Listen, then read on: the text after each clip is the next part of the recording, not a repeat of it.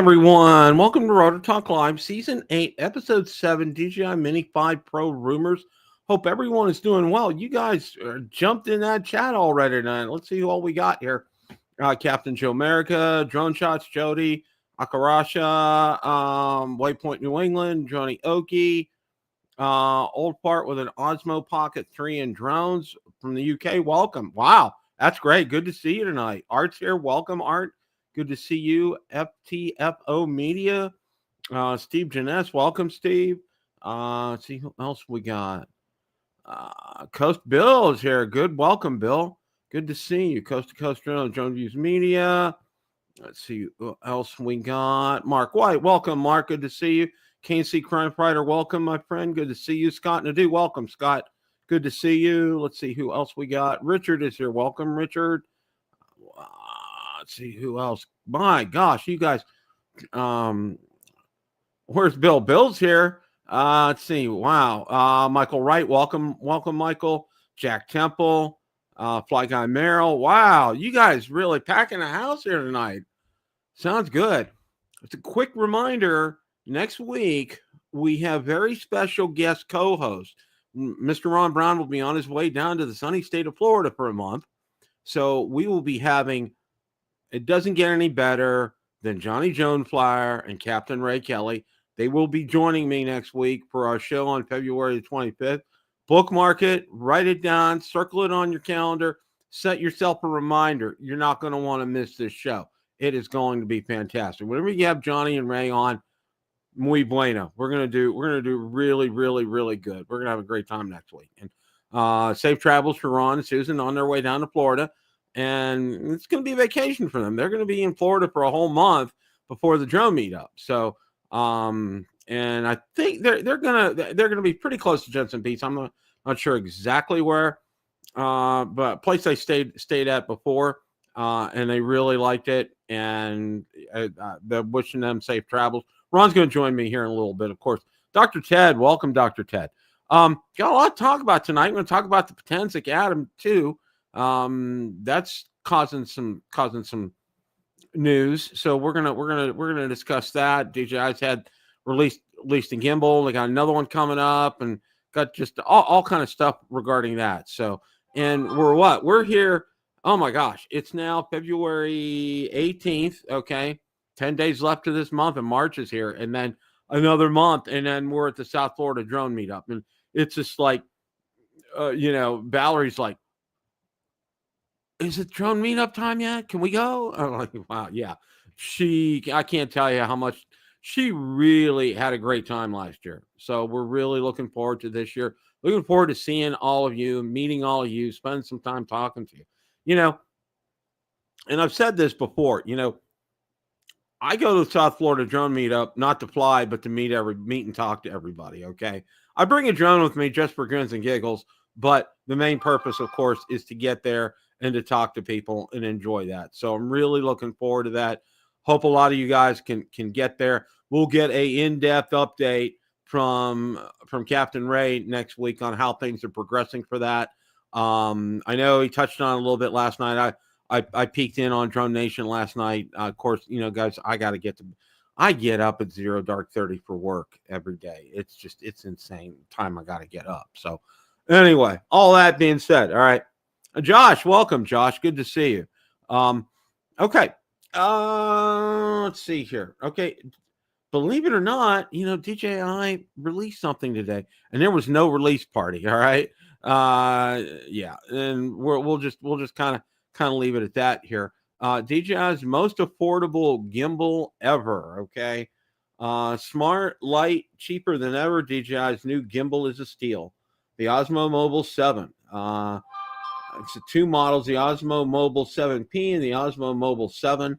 With the Mobile 7P, the premium model, introduces an exciting multifunctional module that adds gesture controls, built-in light control, and a microphone receiver for even more hands-free shooting possibilities. The Osmo Mobile 7 starts at just $89, making it the most affordable DJI gimbal ever, $50 cheaper than the Osmo Mobile 6, which retails at $139. Let's break down what's the OM7 series game changer. System is also is ActiveTrack 7.0, the company's most advanced subject tracking technology yet. Using updated AI algorithms, this feature allows the gimbal to lock onto subjects with pinpoint accuracy, even in busy or fast-moving environments. The system is so intelligent it can detect multiple subjects in a frame, allow users to switch between them effortlessly, maintain tracking even when a subject leaves and re-enters the frame, predict motion patterns, ensuring smooth tracking even if someone moves erratically. For vloggers, content creators, and anyone who films dynamic footage, ActiveTrack 7.0 removes the hassle of constant refocusing, letting users concentrate on their storytelling. Meanwhile, key standout in the OM7P is a multifunctional module, which enables gesture-based controls that revolutionize solo filming. Whether you're filming yourself or capturing content on the go, these simple hand gestures allow for complete control without touching your phone or gimbal. You guys remember how well the hand gestures worked on the Spark, okay? Here's how it works. Raise your palm to start or stop tracking. Flash a V sign to take a photo to begin stop recording. Use a double L gesture with both hands to adjust framing. Wow, okay, interesting. Other essential tools the multifunctional module brings: integrated light control, microphone receiver, USB-C power delivery. That's one of the OM7 series is the most lightweight yet. More precisely, the OM7 weighs only 10 ounces, making it the lightest smartphone gimbal in its class. Both models fold down instantly for easy storage in a small bag or even a pocket. And the built-in tripod makes it easy to set up a stable shot anywhere. Osmo Mobile 7 starts at just $89, a full $70 cheaper than the Osmo Mobile 6 launch price of $159. Osmo Mobile 7P, which introduces a multifunctional module, is priced at $149, marginally higher than the OM6 current retail price of $139. The multifunctional module is also available as a separate add-on for Osmo Mobile 7 users, allowing them to upgrade later. All in all, affordable entry prices is the best time ever to invest in a DJI gimbal, okay? I want to share a little bit of my thoughts about DJI gimbals, okay? For me, when I think I bought the one, and I think I had the two, and my big thing with that, it was number one, you had to take the phone case off back then. There was no questions asked. Now I know now it does take some phone cases. That was a real hassle for me. And the other big hassle was you had to get it balanced right, and I could never get that balanced right for some reason or another. And then I realized too, and I know Ron talked about this a little bit last night, was just, what do you really use it for? Okay. Because, the shots that I want to get with something, I'm going to get with my drone. All right. Not, the shots of people walking, whatever kind of a thing. I'll use my selfie stick. I've used my selfie stick I've used the selfie stick that came with the Osmo Action 4 when I went to Hamvention last year up in Ohio, and that worked really well. I was very impressed. Of course, it has rock steady, so that really makes a big difference as well. A lot of smartphones don't have that feature. So, but all in all, I mean, if this is something that you're going to use and use a lot, oh, okay, that's a good thing, old part. Thank you for that. Having auto balance. Okay, that's good to know. I didn't know that. Okay. All in all, if this is something that you'll use, go for it. That's a fantastic price, great technology. That additional module gives you a lot of new features on it. Still a 300-gram weight limit, so you're having a fold. Yeah, Josh, I kind of thought so. Yeah, that's one thing for me. Well, I also have a S22 Ultra too, so I would probably use that one. That's what I basically use the S22 Ultra for. I use that for my videography needs for the channel. So that's what I would do in that instance as well. But thank you for that. Okay.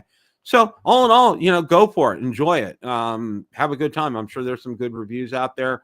And I'm sure it works well. And if you're doing that it's real good for vlogging. Okay. If you're a vlogger, it's really good for that. If you want to use it for your channel, go for it. I mean, it's one of those kind of things. So yeah, I think it's good. Now, on the heels of this, okay, and we're gonna talk about this here is, DJI is they've been doing things rather. I don't want to use the word fast, but Okay, DJI announces roll with it product release for February 20th. All right. And they're talking about the RS4, DJI's mass marketed handheld gimbal, introducing a plug and play LiDAR focus tracker. While designed to be used with the gimbal, could be equipped onto any camera system here. And let's go ahead. There's a better article here on, let's see if I got see, that's the one thing I don't like about StreamYard. When I go and I switch tabs on the internet, I got to stop the screen and I got to go reshare it. So that's, I've emailed them about that, but no. Okay. This article is pretty good. Okay. DJI RS4 Mini with the AI tracking module launches February 20th. What to expect here. And there's an actual picture of it right there. The teaser image shows the module's texture, matte black surface, integrated circular LED array, creating a bright green ring illumination here. This release would position the RS4 Mini as DJI's most advanced compact gimbal to date. The roll with the tagline, combined with a circular design element, latest and the leaked tracking module image, suggests DJI is focusing heavily on advanced motion tracking capabilities. This would directly challenge competitors like Zhiyun's Crane series, which has recently introduced similar tracking features. And I think Ron actually reviewed one of those as well. And there's a close-up of this here. The full specification features will be revealed February 20th announcement, but based on the teaser, leaked images, DJI seems poised to set a new standard in gimbal tracking technology. Okay, it's coming out. There he is. Hey, Ron, how are you, sir? Hello, Bill. Doing good tonight. What did I review? We just talked about the Osmo Mobile 7 and 7P, and now we're talking about the RS Mini 4. Oh, the Mini 4. Yeah, I've reviewed the phone gimbals, but I've never reviewed one of the camera gimbals. I've always used Zhiyun or somebody else's camera gimbals. Right. Yeah, and I was just gonna say that you've used those before. I remember you saying that. So yeah, boy, but yeah, it looks to be pretty. I said, but they never tell you these things. Is when they're heavy to hold, the ones that holding the full size camera, they're not like using the phone gimbals. Yeah. It's a lot different, and I think that's one thing that people don't realize how different they are between the two. And and the thing is this, okay? How often I haven't used, and I still have it. I have a Sony that I bought, I think back in 2009, 2010, which was state of the art back in the day. And right now people would laugh at it because it doesn't even, it's so far behind. It's not funny, but back in the day, it took great pictures. I mean, it was for its time, it did a great job. But how many of us realistically speaking use a real camera now? I mean, there's not a lot of us do anymore. Right. Because, the portable cameras can take pictures, video, and do everything. I mean, if you're really into photography, you'll never get the same look from a phone or handheld cameras with a real camera. But you're right. It's not a much reason to use a real camera as much as it was in 2009. Yeah. So, and I think that's one thing people need to realize is, there is a difference between the two, and there obviously there's a market for it because, professional photographers, and I'll give you a great example. Our good friend, Original Dobo, he uses that all the time on his shoots for real estate, and he does a lot of interior shots and things like that. So the real secret sauce with the real cameras is you can change the lenses, where like things like the phone, you're stuck with whatever lenses are, that the phone has or whatever. You don't have he may need a really wide angle to see like bathrooms and small rooms, laundry rooms, or whatever, where you may not get that with a normal lens. Right. So, and there's obviously a market for it because DJI is tapping into it, and they're putting something with unique features out there, which I think is a good thing. I think it's good, and we'll kind of see how that pans out. Now we expect that Thursday morning, right? Right. That's on the 20th, which is Thursday morning. So And do we know a price point on that yet, or? no, they haven't set a price point on that yet, and it's going to be interesting to see how that pans out. Because I don't think it's going to cost. I don't think it's going to be very expensive, but I don't Yeah, know because yeah, yeah. Because yeah, unlike the drones, this DJI, that's a market where there's several other, people make camera gimbals. They've been doing it longer than DJI, so it's not like a wide open space. exactly, exactly. Now I found this article out here today. Baltimore man faces prison for flying drone over NFL stadium, and it was over the NFL wildcard game. Was that the Steelers game, right? Uh, the Rave. It was the. I'm trying to see which game it said. It was the wild card game against I the I was Ravens. watching that game, Bill. I like told I like Yeah, I think it messaged people was. said, "Oh, they stopped the game for a drone." Yeah, I remember. You're right. Okay. Despite these well-known rules, Suarez allegedly flew his DJI drone roughly 400 feet over the stadium while thousands of fans were watching the game. He even snapped 7 photos from above, an act that caught the attention of both NFL security and federal law enforcement. Um, when questioned, Suarez claimed he had purchased the drone for recreation and work, but there was one big problem. The drone was unregistered. Suarez did not have a remote pilot certificate. He knowingly violated a TFR in place for the game. Because of these violations, Suarez has been slapped with serious federal charges, including operating an unrestricted drone and violating national defense airspace. If convicted, he could spend up to 3 years in federal prison. Government officials aren't playing around when it comes to drones in restricted airspace. Very serious about temporary flight restrictions. You'll be charged and held accountable for any incursion into restricted airspace, including around sports and entertainment venues such as the Super Bowl. Okay, and it gets into that here, and I think probably what's going to happen to him. I think he'll probably get a hefty fine and probably have to do some community service.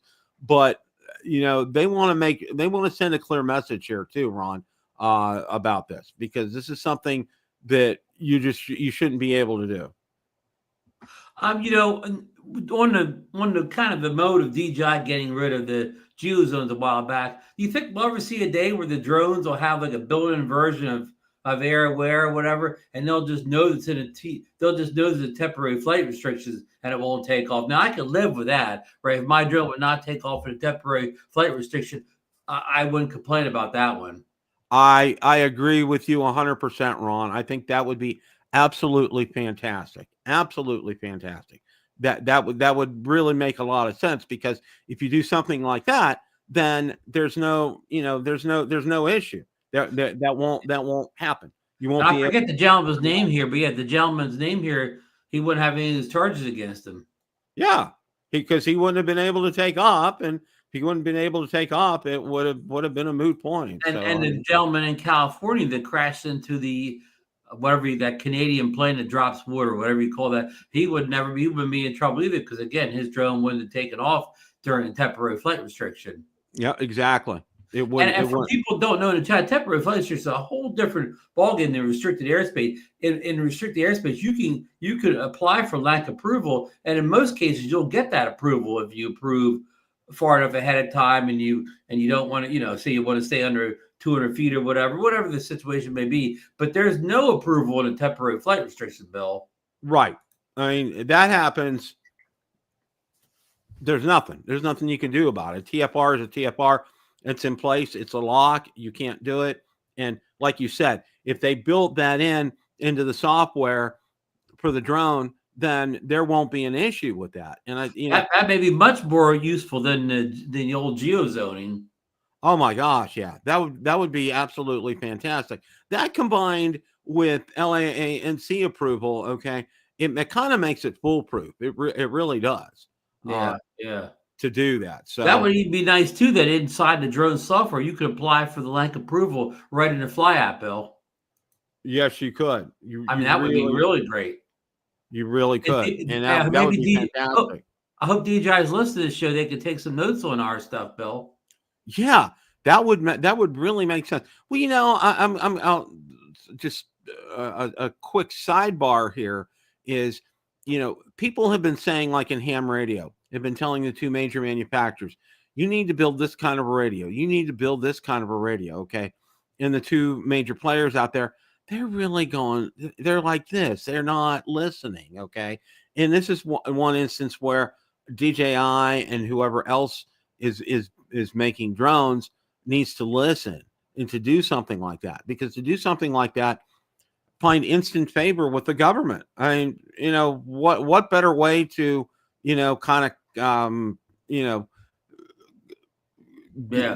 show favor with the government. Yeah, give an olive branch out there, or whatever, that we're trying to keep people safe. Yeah, exactly. Now, I was kind of surprised. Well, I really wasn't surprised by it, but I was in a little bit of a way. Major Autel drone shutdown. Key models losing support. It includes the Evo 2 Pro V2, Evo 2 Dual 640T V2, Evo 2 RTK Series V2, Evo 2 Enterprise V2, Dragonfish Lite, and multiple ecosystem products like DJI T3, and DJI T3H. Okay.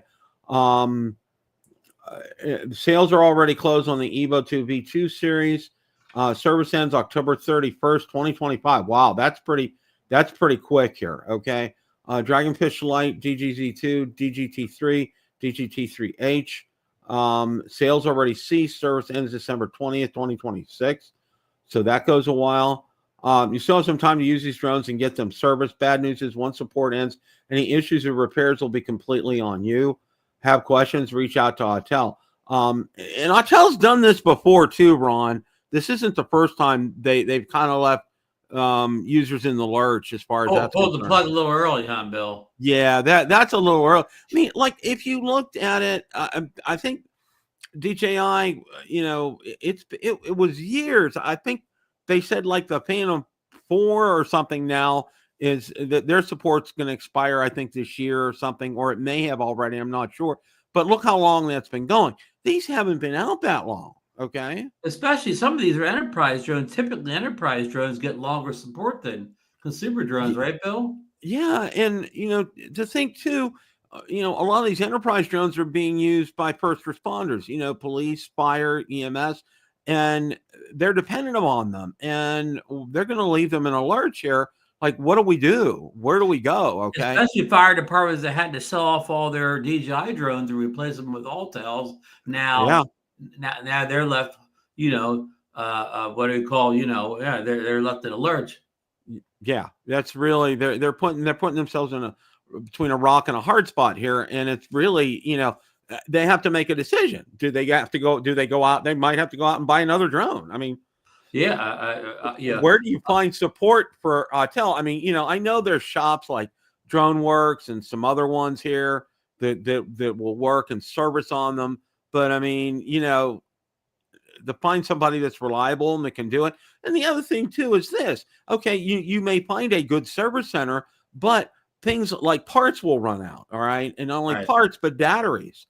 And that can be a real problem and a real hassle when you get to that point. Right. So, Bill, I'm not an expert on the Autels, but I believe with that Autel Evo 2 Pro, I believe the 1, 2, and 3s all use the same battery. So the 3 still, the 3 is not discontinued. I think it's the same battery. So you may be able to avoid the battery issue with the Evo 2 Pro series. That's true. And, and I would say this, if you're an owner of one of these, if you're, a Part 107 and an owner of one of these, you have options. And I think if you want to keep them, one of the things that I would do is I'd get out there and buy as many batteries as you can, because that's the one resource that, I mean, you can always buy aftermarket props and some other things. And you can, if you're crafty enough, you could probably use a 3D printer to help you out to get some parts. But batteries, that's one thing that you really have to get from the manufacturer. And if they're available, I would go out there and purchase them. That would just be me. If you're planning on keeping it, if you're planning on selling I don't know of any third-party Autel batteries. Yeah, I haven't seen them. Okay.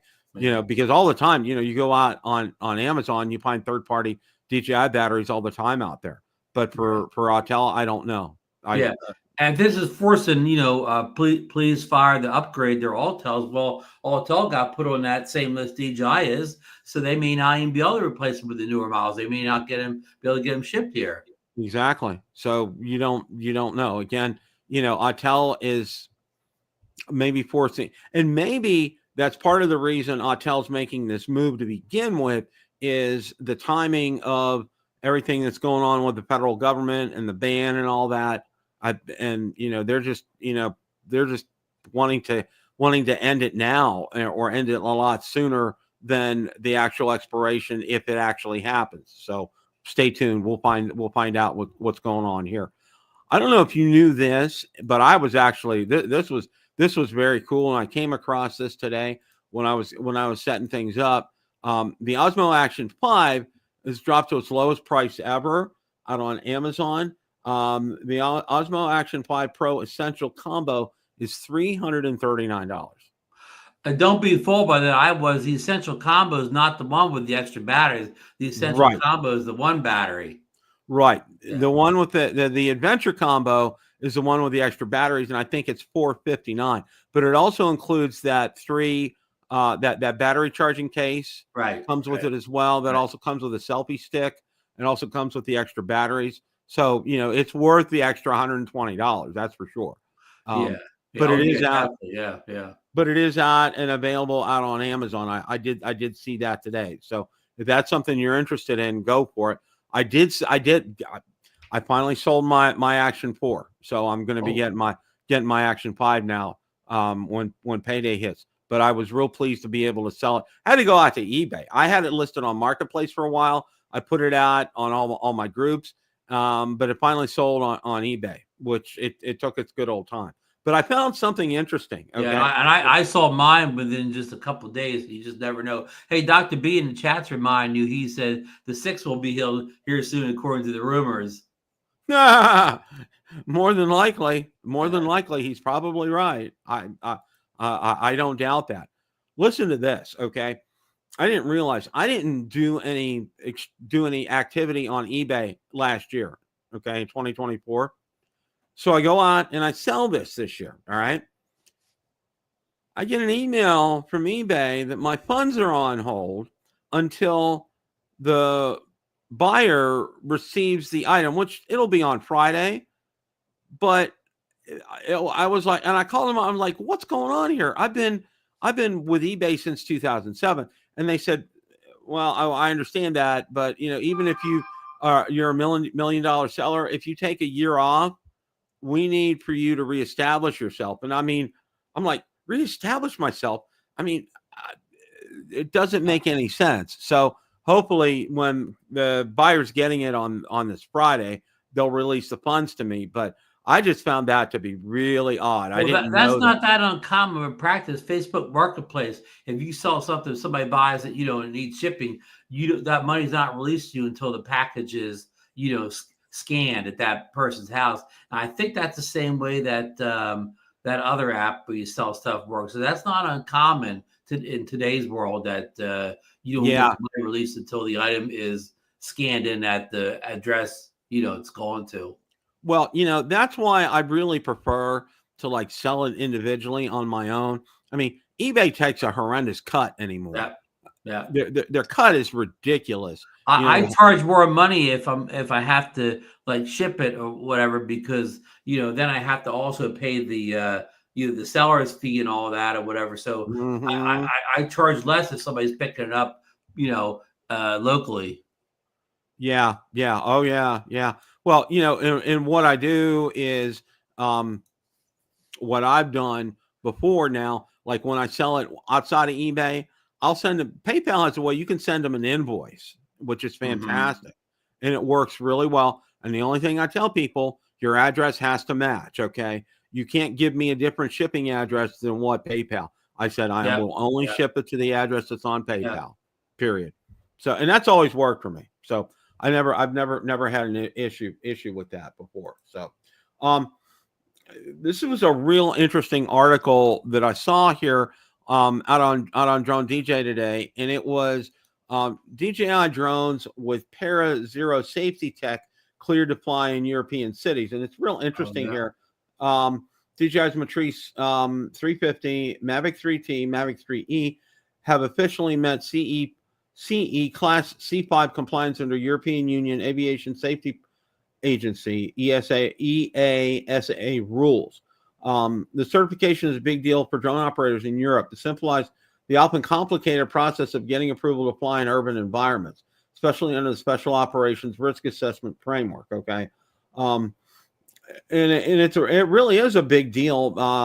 The CEO of ParaZero calls the certification a major milestone, emphasizes how it opens up new opportunities for safe and compliant urban drone operations. Okay, ParaZero's safety air system works by detecting critical failures mid-flight. If something goes wrong, it deploys a parachute, bringing the drone safely to the ground, reducing the risk of damage or injury.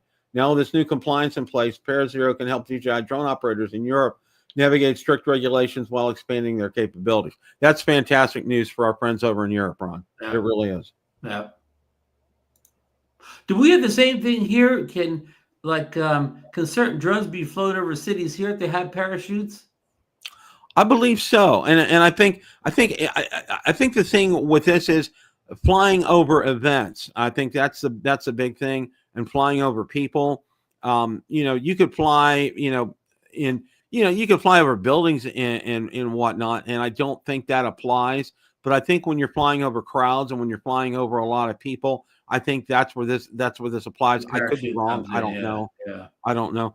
But one of the other things that I wanted to talk about today was, and thank you for pointing out that video, was the Potenzic Atom 2. And I want to go ahead and share my screen right here.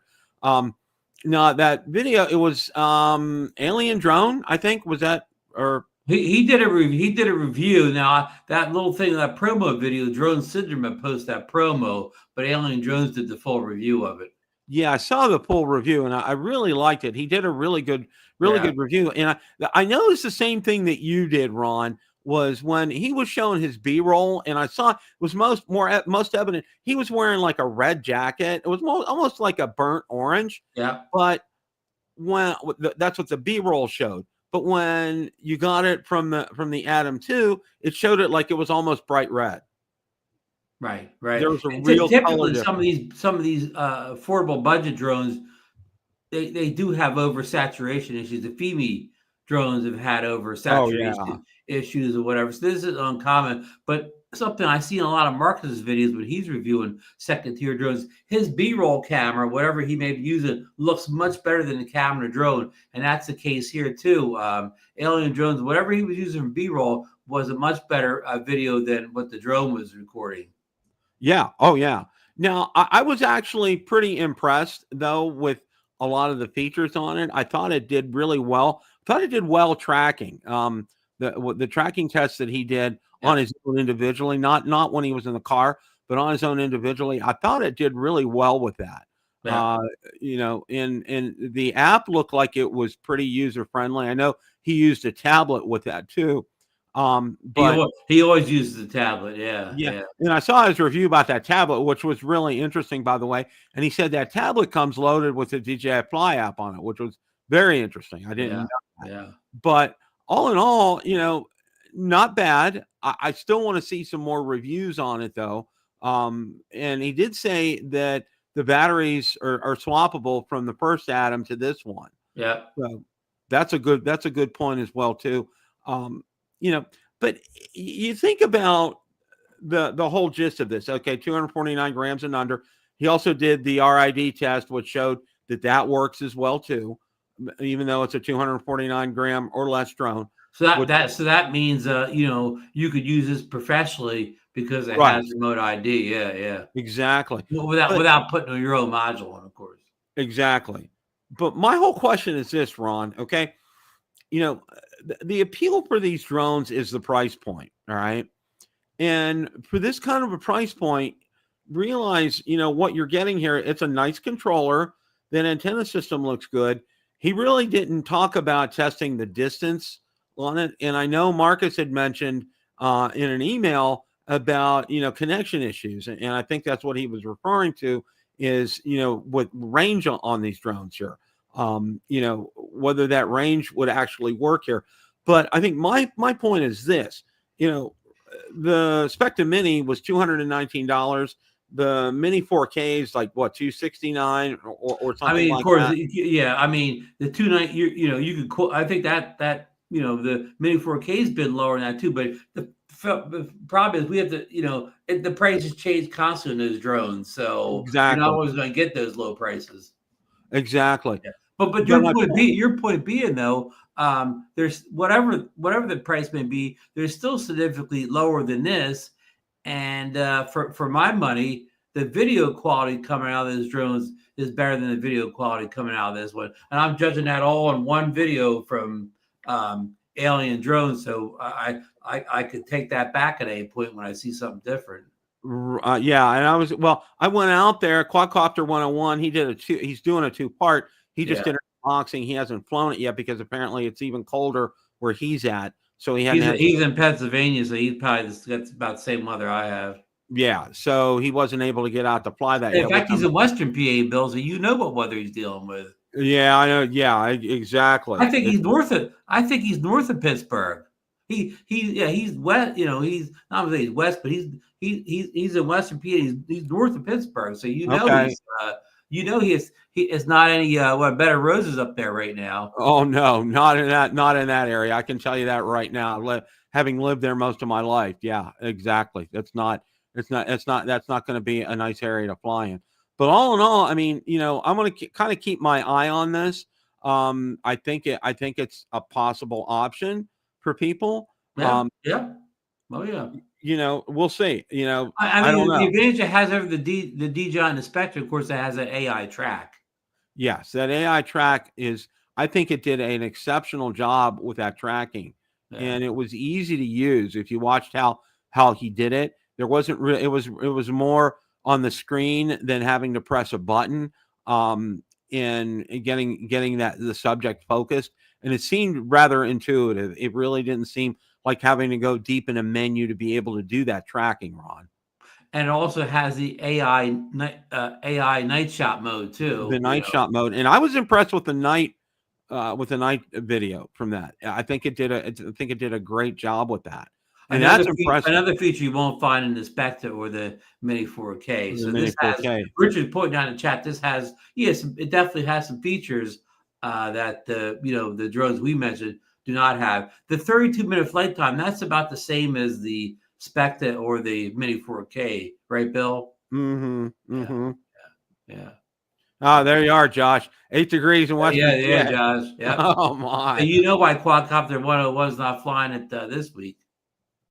Yeah. Oh yeah. Yeah. And Josh, at this point, according to what Alien Drone says, the waypoint feature is not there yet on this drone. They said it's coming, but I mean, I don't believe a drone maker saying a feature's coming until it's here, Bill, especially from a second-tier drone maker. Mm-hmm. Exactly.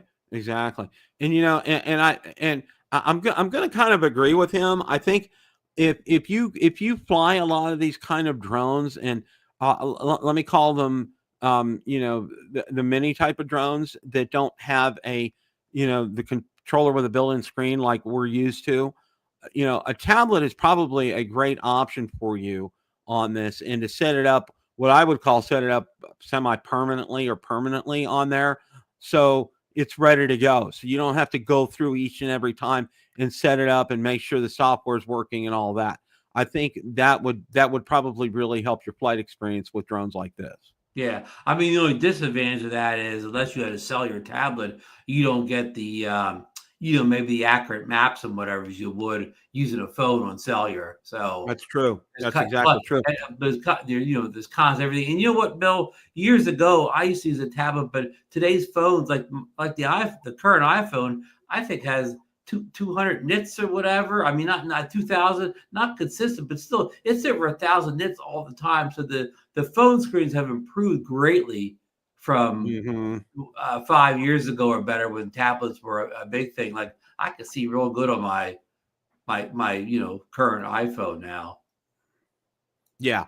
And I was going to say the same thing, especially because when I fly with a phone, I use my S22 Ultra, and it's like that too. Really, it's pretty bright. So I'm not really needing that though. And what's interesting though was he mentioned, well, I looked on his video and I checked that price on that tablet. It's $499. So I mean, Yeah. So that's like you get a $400 tablet to put on a $300 drone. That kind of is like a little bit of a head scratcher, right? yeah, exactly. I mean, put it this way, Bill. If this drone is going to appeal to budget buyers, right?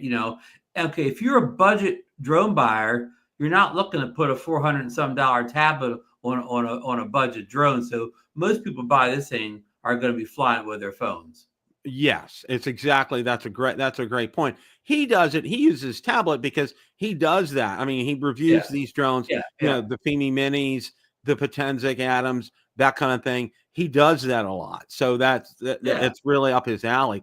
And I did see, and I think I think he may have even mentioned it or I may have come across it in a comment, and what I think maybe it was on a comment on there that the Fimi controller with the built-in screen it may start working with the Mini 3. Yeah, Grill Man said that. Yeah. Grill Man said that. Yeah.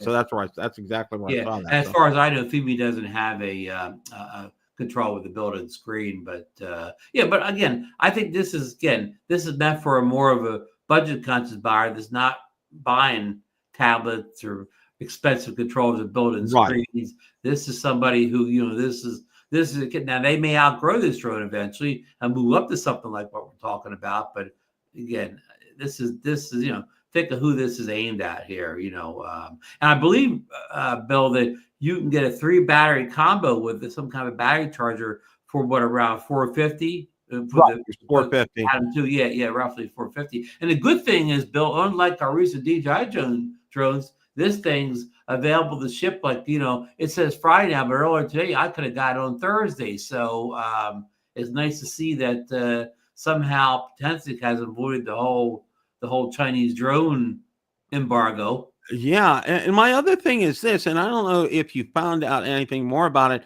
but he talked about Potenzic Care, like they have it's like their Care Refresh kind of a thing. Yeah. He touched on it, but he didn't really get into it. So we'll see how it turns out. Remember years ago, Hubsan had a Hubsan Care, and we never heard much about it after that big announcement. Yeah, and there was dead silence after that, but here this is a little different. So I think this is something to keep your eye on. So stay tuned. I definitely like a product that's sold on Amazon. So people in the U.S. here that we can order this knowing that we get it and it doesn't work, we can send it right back rather than shady companies like Banggood or whatever. Those companies like that where if it doesn't work, good luck. They don't even offer to take it back. Yeah, exactly. So you're not stuck with it. So, that's one of the things I said, if I was ever going to get a Fimi again, I was going to do through Amazon. That way, if it was a dud, I could just send it back. I wouldn't have any problems, Yeah. I mean, because the funny thing is, even though Fimi's had the turns having problems, if you actually get one that works right out of the box, it usually stays working right. You almost know from almost the first couple flights whether the thing's is any good or not. And if it's good, usually it's good. It's good as long as you're flying the thing. Yeah, exactly. I mean, if you don't crash it, it probably stays good until you don't want to fly it anymore. Exactly. So so stay tuned on that. We'll be revisiting that and watching some other highlight videos, and who knows, one may be popping up on my doorstep. I don't know. There you go. It could be there in 2 days, Bill. Yeah, it could be there in 2 days, and pull the trigger, and we'll see. I would, and you get it eventually. I'd love to see you do a side-by-side test with that Spectre Mini. Yes, I think that would, and I'm real tempted here come payday. I think I might pull the trigger. Josh makes a good point here in Alien Drones' video. He pointed out that the GPS was locked in when it was hovering. It wasn't doing a Hubsan drop or wandering around like that toilet bowl wanders around. It just stayed locked right in there, whatever. And even when Alien Drones says when he's flying it, the controls even felt good. He said it didn't feel twitch like some of these other drones. Like it was very controllable. Smooth control. He didn't say like DJI, but I'll say more DJI than kind of lose some of those things where they just don't have good steering or good control. Exactly. We're going to cover some of these rumors that came up for the DJI Mini 5 Pro. Now, DJ put an article out there, and I thought this was the better of the two articles, and I kind of wanted to cover this here to go over things because I know a lot of people have talked about it, and the leak comes courtesy of drones 19170668. Okay, and let's see if this actually works, and it does here. Okay, and it comes up. All right, now you can see right here, and I'll see if that'll come up. Okay, yeah. It's so obvious when you look at that right there that that's been photoshopped or edited or something or other. It's not funny. It's just it's not funny here. Jasper Ellen's I think Hey Kessler posted an article first, and Jasper called him out and said that's a Photoshop fake. Yeah, and I was and that happened right away. The reason I say this is sketchy leak is that some parts of the photos don't seem to look original. For example, the 5 looks darker and has a unique outer glow. This could just be marketing graphics to make the 5 pop more, but it's also larger and darker on the drone. However, critiquing leaked images is never a foolproof matter of judging authenticity. Every image that is leaked from DJI usually is low quality and has something that looks off. What gives this leak boost in authenticity is a match with an earlier leak by Acetalab, the mention of LiDAR sensors. So far, we've only seen leaked images of the front of the Mini 5 Pro, which show the LiDAR sensor facing forward, but there could be some on the back. This will improve obstacle avoidance even more with the limited sensors it already has. The Mini 3 Pro is notorious for poor obstacle avoidance performance. It was there, and it would be fine if something was directly in front of you or behind you, but mostly blind to anything beside it. The Mini 4 Pro improved this with a larger and wider optical sensors. The addition of LiDAR in the Mini 5 Pro will take this a step further here. Now, I talked about 15-minute battery life. The expected increase will begin battery performance. Since the redesign and introduction of the Plus batteries of the Mini 3 Pro, Mini Series has been a leader in flight time. Mini 4 Pro advertises a 45-minute flight time with its Intelligent Flight Battery Plus. The drone's leak shares the possibility of breaking the 50-minute mark right there. This will likely be with a Plus battery, which also pushes the drone rate past 249 grams. Okay, without the Plus battery, the Mini 4 Pro gets 35 minutes of flight time. 1-inch camera sensor. The Air 2S was widely loved and still loved for its unique 1-inch camera sensor. Due to multiple reasons, the Air 2S took some of the best photos the drone industry saw from a consumer product, and I bet it can still fight toe-to-toe against the Mavic 3's micro four thirds camera. So I'm excited for the possibility of a 1-inch camera returning in the DJI drone lineup with the Mini 5 Pro. Although it does seem a little far-fetched, they could fit one in such a small payload. DJI is good at what they do here. It's important to note that a 1-inch sensor is not actually 1 inch in size. Here's a better article that explains why it's called that. However, they're much larger than what DJI actually currently puts the Air 3S and the zoom lenses of the Mavic 3 Pro. I also wouldn't be shocked to see many of these features come in hopefully soon to be released Mavic 4 Pro and then eventually to the Air 4. As nowadays, they all seem to borrow a few pieces of tech from each other during the release, and especially cameras. Will the Mini 5 Pro come out this year? Likely. The Mini 4 Pro is released at the end of 2023. So we're over a year on that drone's architecture. DJI usually releases its drone between early spring and late fall. With the Mavic 4 Pro slated to be released in the spring, that would leave a summer to fall release for the Mini 5 Pro. My bet would be closer to summer. Okay. What are your thoughts on all this, Ron? Well, Bill, pre-order that Mini 5 for me with the 1-inch sensor, the LiDAR, and the 50-minute flight time. I'm sold. Mm-hmm. I think it'll fly. I mean, I think it'll literally fly off the shelves and fly out of Shenzhen. I mean, they will pop orders like for this drone like you haven't seen. If all those features come on it, I'm sold right away. Here's my money. Okay. Of course, that may hurt the sales of some of their other drones. True. I mean, and but Bill, what would they have to charge or something like this though? Yeah, and that's a really good point, Ron. I think like full on with if you were to get the Pro Series batteries that would have the 50+ minute of flight time with it and the Fly More combo and everything, you're probably going to push over $1,000, probably $1,100, I would think, especially if you have the controller with a built-in screen, easily. Yeah, yeah, yeah. easily. Oh, yeah, yeah. I mean, yeah. If you get yourself, well, at that point, you're getting the full banana, right? You're getting the good controller, the 3 battery combo, whatever. Now you're pushing yourself up what near 1,500, right? Oh yeah. Oh yeah. Yeah. Now I could see something like if you were just to get, say, the drone itself, maybe like 750, 799 With with the the battery. RCN2 controller and the normal battery, yeah, yeah, Right, with the yeah. RCN2 controller, exactly. Okay. So I could see that happening. Well, But you that brought may up not be a bad option because, well, I don't know how much battery time. I don't know how much battery there'll be in the regular battery. Probably like what 32 or something. Yeah, yeah. Yeah. Different. And I think you brought up a good point, though, is the timing of this release is going to be really important for DJI, because I think, come this spring, the Mavic 4 Pro, we all know that that's going to hit sooner rather than later here. And I think you'll probably see a midsummer release on something like this. There's talk about the Mavic 4 Pro next month in March. So I would say maybe a June, July kind of time frame for a Mini 5 Pro.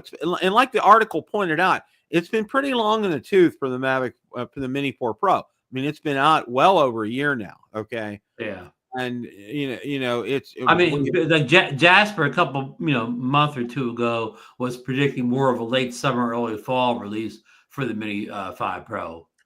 he's probably right. I mean, I'm combining what he says with the article on everything there. June, July, August, kind of a time frame is probably Well, I realistic. like your time frame better. Get these things out. Don't let them come out when summer is almost over and the good weather's ending. Get them out. Get them out when the good weather's just starting. And I think DJI has gotten better at that, Ron. I think they've kind of learned their lesson on when, especially based on the market that they sell a lot of these drones in. I know we're not the number one, but we're not far behind being a number one market for them. I would think that they would kind of gear it, and especially too, you look at other countries, like over in the European Union, of the UK, Germany, France, that whole area over there. They have winter too, and they have summer. And Yeah. Well, even Shenzhen, China, they're not tropical. They probably have kind of the same weather we do in the Northeast. So, even the highly populated places in China have winter. exactly. And I think they probably are starting to learn, combining, when they want to release these things based on a number of factors, but also including the time of the year, the seasons, and when you're available to go out and fly these drones. I mean, it makes a big difference for people to be able to get out there and enjoy these. And, this is one right here, Ron. I don't even have to hesitate. Okay. My credit card is already out. All right. Yeah, yeah. I'm ready to go. If it has that feature set on there, the LiDAR, the batteries, the camera like that, here, I take it. mean, it makes it worse. So you don't need any other drones but the Mini with all these features. Yeah, I mean, you could technically replace a Mavic 3 Pro with this. You could almost replace an Air 3S with something like this, with that kind of camera and those features on it, and having the LiDAR on there. I mean, what? And that long Yeah, battery flight time or whatever. And of course, the Mini 5 Pro has almost all the features of we'll say the Air 3 and the Air 3S as far as software features. So I mean, the only downside would be if you lived in a real windy environment, true. the 5 Pro wouldn't hold as well in the air as the Air series or the Mavic series. True. And if you wanted to fly at, say, this time of year, especially like where you live, Yeah. it's not going to be real conducive to that. Right. Right. You're going to need to have a less windy environment. I mean, it can handle wind pretty well. I think, for example, it would handle wind better than a Mini 4K or a Spectrum Mini could. Okay. Because their airframe's a lot lighter. Their motor's a lot less powerful. Right. Right. Okay. Oh, the Mini 4 Pro is the best Mini ever in the wind. No doubt about that. Yeah. I could vouch for that as well. Hey, too. did you see Josh's comment about 4 comments back? He said if the Mini had 2 cameras, he'd be sold. I mean, Bill, I think we're stretching it for the 1 in sensor. Is there any way they could put a dual camera system on the Mini and keep it under 250 grams? See, That I think they can do it, but I think keeping it under 250, I think that's the problem. What do you think is going to be way more, a 1-inch sensor or a dual camera setup? Which one's going to be heavier? Wow. I'm Okay. thinking the dual camera is going to be. I think the dual camera. Yeah, I think that's gonna add more weight because physically you have to have a bigger a bigger case for the gimbal and everything. Okay. Mm-hmm. So, and that's gonna add to the weight. You won't want that thing being kind of front end heavy with that big old gimbal hanging off of it with 2 cameras, right? Yeah. I mean, I'm with Josh. If they could do it, I'd love it. But what would you rather have, Bill? A 2 camera setup, and neither one of them is 1 inch, or a 1 camera with a 1 inch? I'm thinking the dual. I don't know about you, because I know with like the Mavic 3 Pro and with the Air 3S, having that other camera, that's just golden for me. I mean, and being able to switch on that on the fly. I mean, that's just I can't think of something better for me personally. If I'd see that on there, I'm like, okay, I'm going to go to the money and get cash out and hand it over to you. They should make both of them, and then make you choose which one you want. Yeah. Wouldn't that be a wonderful problem to have? Yeah. That would be an absolutely wonderful problem to have. But, it's going to be coming. It's going to be coming because it's one of these drones that has sold consistently well for DJI.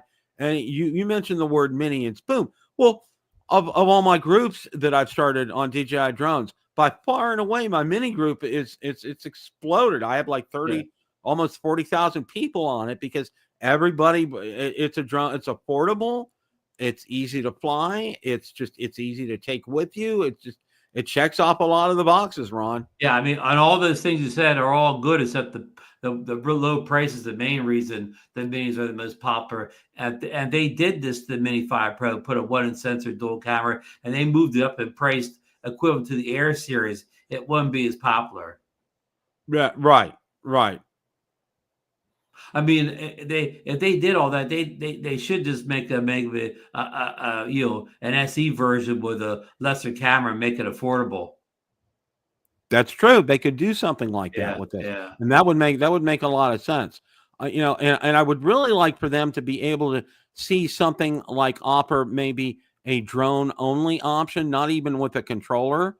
Mm-hmm. And that way, if you have that controller already, you don't have to go out there and do that to kind of mix and match kind of a thing. Of course, by the time this thing would come out in the late summer, fall, they'd probably have OcuSync 5, so you'd need to get a new controller anyways. You're probably right, Ron. You are probably right with that. So, we touched on it too when we talked about the Mavic 4 Pro, is that controller, the RC Pro 2 is probably going to come out when the Mavic 4 Pro comes out, which means probably going to have OcuSync 5.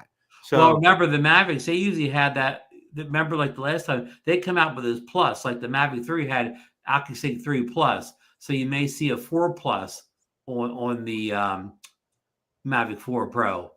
That's true. That could be true. So that might, I think you're right. I think you're right with that. I think it's kind of like an in between kind of a thing. But I think what a lot of people will be ticked off about, Ron, if they do something like that, is they'll want an RC Pro 2 to work with, to be backwards compatible, and it's not. It's going to be a forwards compatible kind of a thing because of the OcuSync.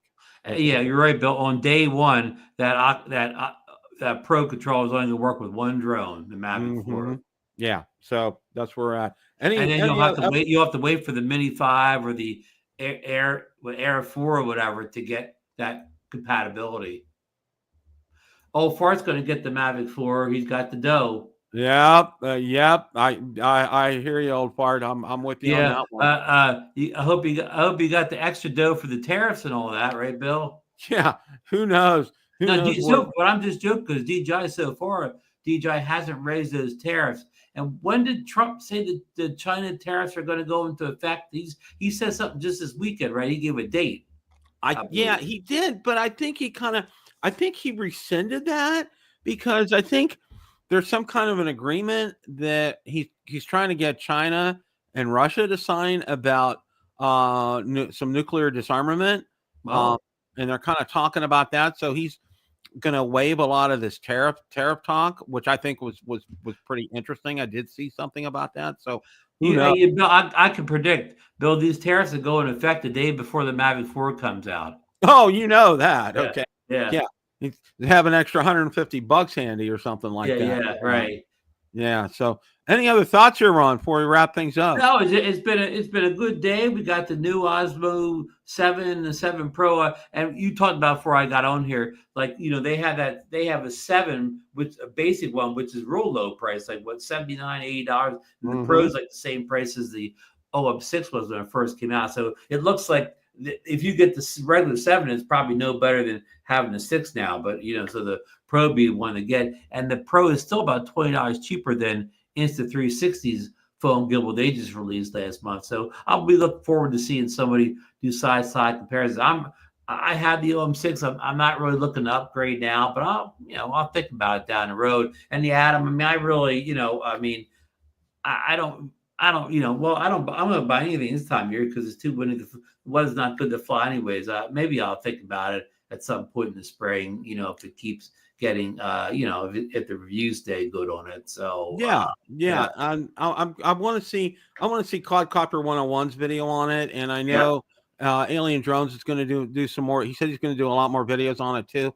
I want to take a look at some more videos on it, but I'm really intrigued with that AI tracking and the AI night tracking on that. I was impressed with how well that worked. Yeah. So, we're going to kind of keep an eye on that. I think for me, that's one of the things. Yeah, I think that, most of these new camera, new drone, the thing that you have to get right is, you have to have good low light now. You can't release anything that doesn't do good low light anymore, right? Because that's the first thing people complain about. But the second thing is they complain about no 60 frames per second. So if I watched Alien Drones videos correctly, it had 4K 30. You had to go all the way down to 1080p to get to 60 frames. So they kind of dropped the ball in the 60 frames thing. I know the Spectre and the Mini 4K do not have 60 either in 4K, but they're already a year old or whatever.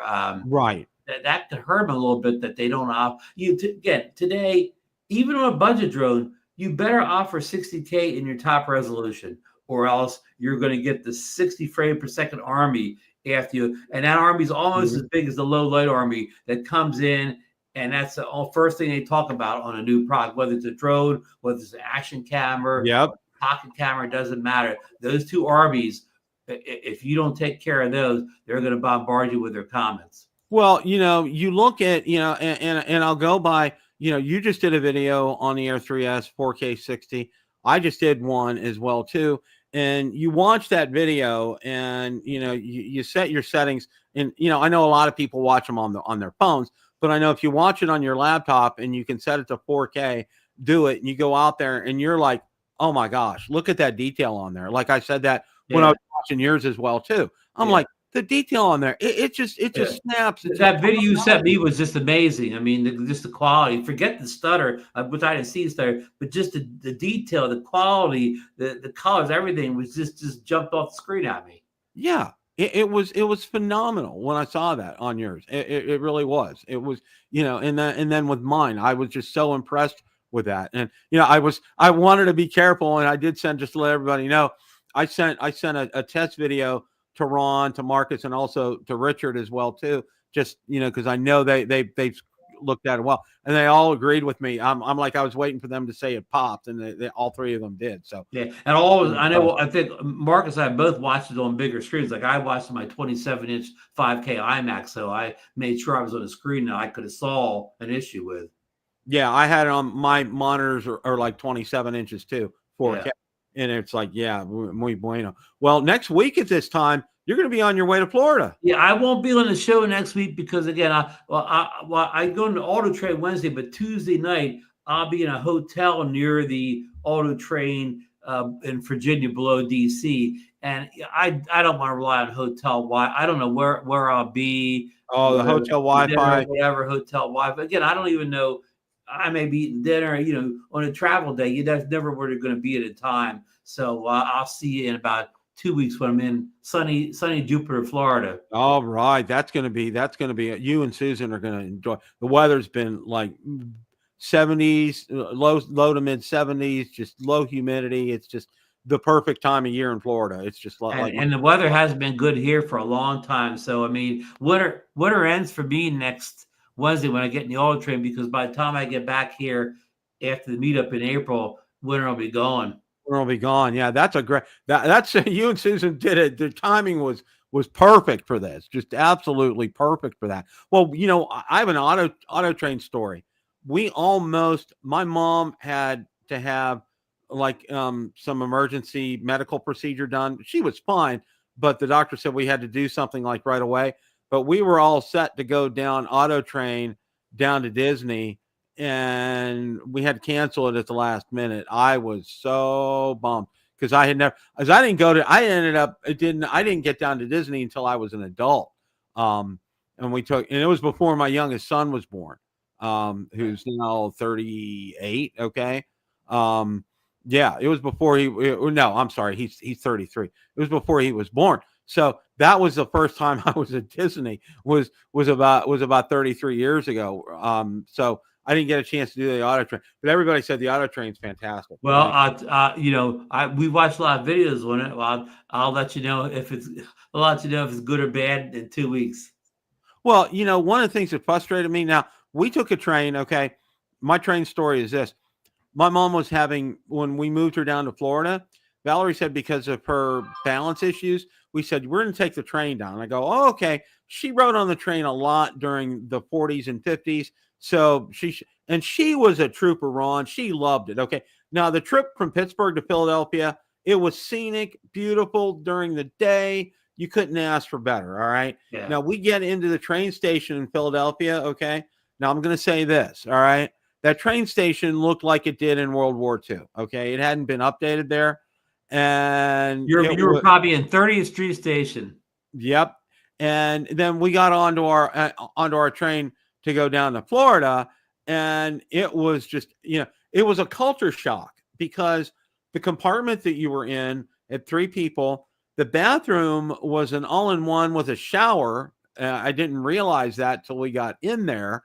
And then the bunk bed that I was going to sleep in had this netting, so in case the train came to a sudden stop, you didn't fall out of bed. Oh wow! Wow. Yeah, and there was almost no air conditioning in there. It was horrible. So you know what Valerie and I did? What year was it? Trying to remember. It was like May, June. Okay. When we did that, so the weather was kind of on the cooperative side. It wasn't too.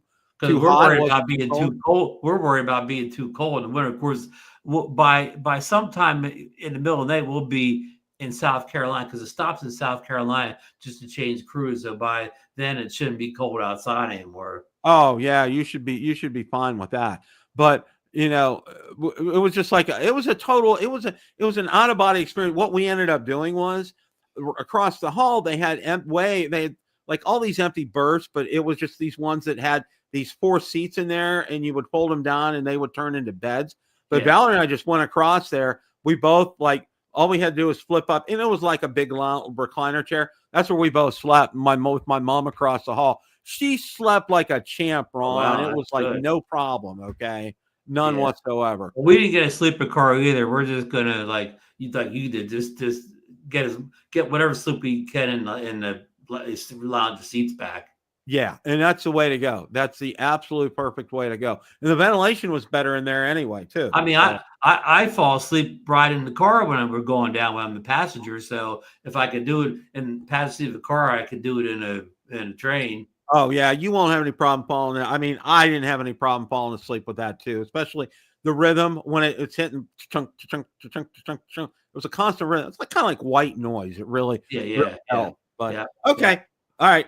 All right. Thanks for joining us, everybody. Thanks, guys. As always, it's a great day to fly. And make sure you tune in next week because we have 2 very special people coming in next week, Johnny Drone Flyer and Captain Ray. Oh, wow. You guys are going to be in for a treat next week. See you guys. Take care.